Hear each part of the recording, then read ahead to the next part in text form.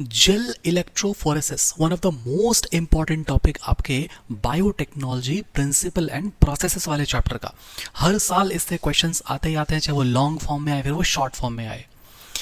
इसी short video के देखने मात्र से आपका वो पूरा टॉपिक अच्छे से एकदम क्रिस्टल क्लियर हो जाए। एकदम ध्यान से प्यार से सुनते जाइए बस, ठीक है।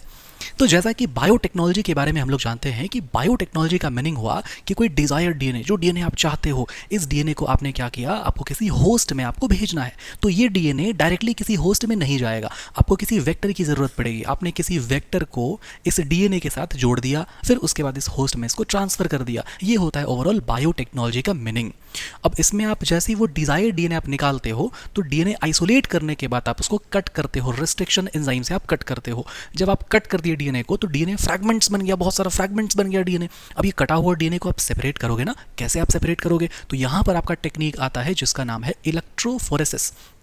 इलेक्ट्रोफोरेसिस का मीनिंग हुआ कि हम लोग इलेक्ट्रिक फील्ड के प्रेजेंस में हम लोग सब्सटेंस को हम लोग सेपरेट करते हैं। इसको हम लोग बोलते हैं इलेक्ट्रोफोरेसिस। इसमें हो सकता है कि कोई जेल मैट्रिक्स, कोई जेल सब्सटेंस का इस्तेमाल हो, तो इसको हम लोग बोल देंगे जेल इलेक्ट्रोफोरेसिस। अब यहाँ पर जैसा कि हम लोग उस कटा हुआ फ्रैगमेंटेड डीएनए को हम लोग जब सेपरेट करते हैं तो डीएनए जैसा कि एक निगेटिवली चार्ज मॉलिक्यूल है तो वो मूव करेगा, वो अट्रैक्ट होगा पॉजिटिव इलेक्ट्रोड की तरफ। मतलब जेल इलेक्ट्रोफोरेसिस वाले सेटअप में इलेक्ट्रोड लगा होता है, तो वहाँ पर जो इलेक्ट्रोड है पॉजिटिव वाला इलेक्ट्रोड जिसका नाम है एनोड।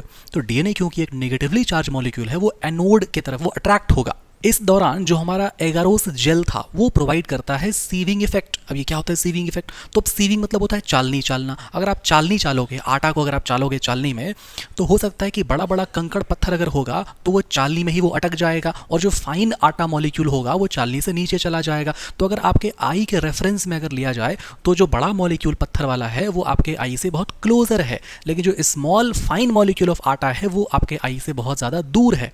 तो ऐसे हम लोग इस बात को समझ सकते हैं कि जो हमारा जेल इलेक्ट्रोफोरेसिस है उसमें जो फाइन, जो छोटा, जो स्मॉलर डीएनए मॉलिक्यूल्स होगा वो बहुत फार अवे चला जाएगा और जो लार्जर डीएनए मॉलिक्यूल्स होगा वो बहुत क्लोज रहेगा।